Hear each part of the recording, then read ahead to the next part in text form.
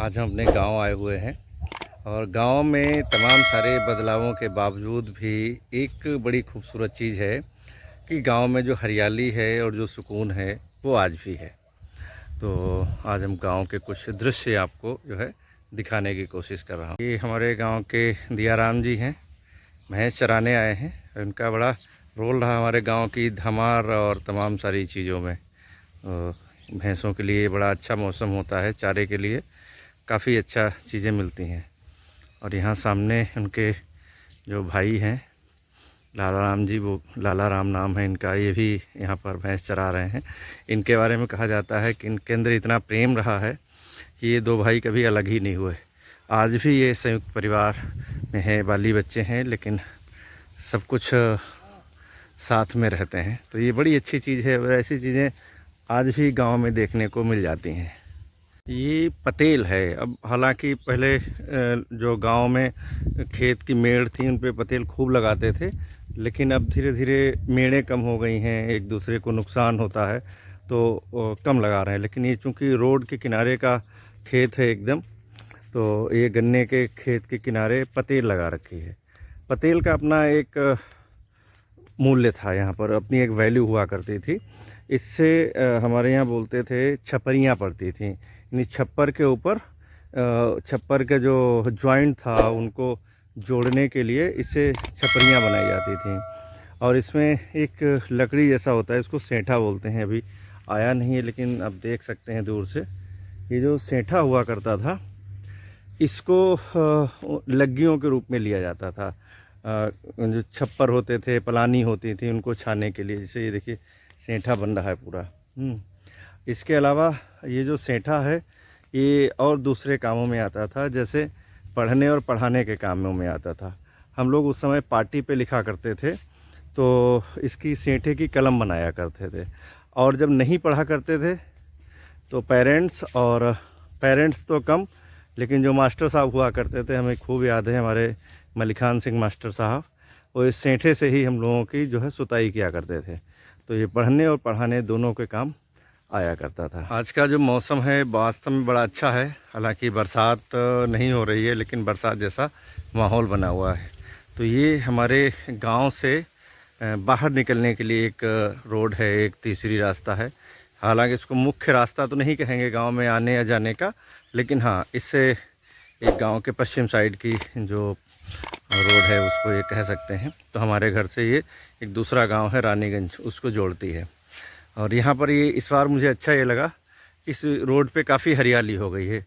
मतलब हालांकि भले ये फ़ायदे के लिए लगाए गए हैं, लेकिन किसानों ने जो है देखिए इस तरह तरह के जो जंगली पौधे हैं या जो अलग प्रकार के पौधे हैं, ये जंगल का है, इसको सागौन बोलते हैं।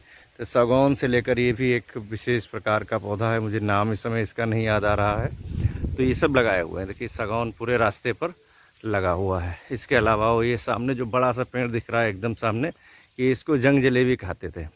ये पुराना पेड़ है यहाँ पर, तो इसको बचा के रखा हुआ है। तो जंग जलेबी से लेकर सागौन है, यूकलिप्टिस है, या और भी तरह तरह के जो पेड़ पौधे हैं वो इस बार यहाँ पर लगाए गए हैं और काफ़ी बड़े भी हो चुके हैं। तो ये देखना थोड़ा सुखद है कि ये रास्ता जो है हरियाली से भरा है। और जो पतेल जो है ख़त्म हो चुकी है एकदम, वो यहाँ पर अपनी पूरी यौवन के साथ हमें दिखाई दे रही है। ये देखिए अर्जुन का पेड़ है और इसकी छाल, इसके पत्ते और तमाम सारी चीज़ों की दृष्टि से ये बड़ा औषधीय पेड़ माना जाता है। इसकी छाल से एक पाग और एक पंजीरी बना करती थी, जो सर्दी में बड़ा काम होती है। गर्म प्रवृत्ति का पौधा है। तो ये भी हमारे खेतों पे इस समय लगा हुआ है।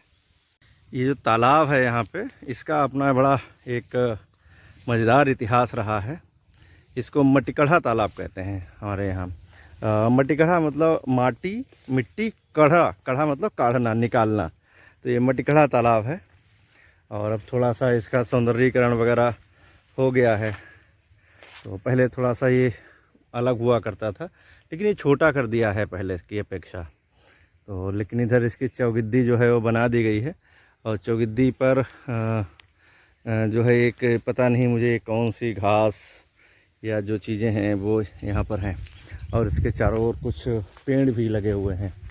जैसे यही है, देखिए अर्जुन का पेड़ इधर भी लगा हुआ है और सामने सागौन है, उधर शीशम का पेड़ है, एक साइड में पीपल का पेड़ है और भी तमाम सारे पेड़ हैं। और इसमें जो है मछली पालन भी होता है। तो ये है, और इसमें पीछे साइड में कमलिनी जो है डाली गई है, जो कुछ दिनों बाद शायद खिले। ये देखिए अरहर का पौधा है, अरहर जो दाल नहीं होती है उसका पौधा है। यहीं कहीं पे दाने गिर गए होंगे बीच बीच में कहीं ना कहीं। ये अरहर का पौधा है, ये इस तरीके का पौधा होता है अरहर का। और ये जो खड़ा हुआ है, मुझे देखिए याद आया है, ये उड़द है। ये चौगिद्दी पर जो है ऐसे किसी ने छींटा मार दिया होगा तो इसमें अरहर के दाने आ गए होंगे कुछ, और बाकी ये सब जो है उड़द है। ये थोड़े दिन में उड़द जो है बन जाएगा। और यहाँ पौधारोपण भी हुआ है किनारे किनारे, जो मुझे अभी छोटे छोटे पौधे यहाँ पे देखिए दिख रहे हैं। ये देखिए कुछ लगाया गया है, ये भी मुझे लग रहा है अर्जुन का पौधा है। तो अर्जुन है, कहीं पे नीम भी दिख रहा है और इस तरीके की चीज़ें हैं। तो ये बड़ी सुखद हैं यहाँ बरसात के महीने में ये सब चीज़ें होना। अभी हमने गांव के एक व्यक्ति से इस पेड़ के बारे में जानना चाहा, तो हालांकि वो बता नहीं पाए, लेकिन एक बड़ी मज़ेदार बात बता गए कि बोले ग्राम पंचायत में पेड़ लगने के लिए जाते हैं तो अच्छे अच्छे पेड़ जो है वो प्रधान जी अपने लोगों को बांट देते हैं। और ये अल्लबहरा मतलब जिसका कुछ अता पता ना हो कि इस तरीके के जो पेड़ हैं वो यहाँ दे जाते हैं। बोले 10 पेड़ लगवाए और 100 लोगों की लेबरी लिख दी।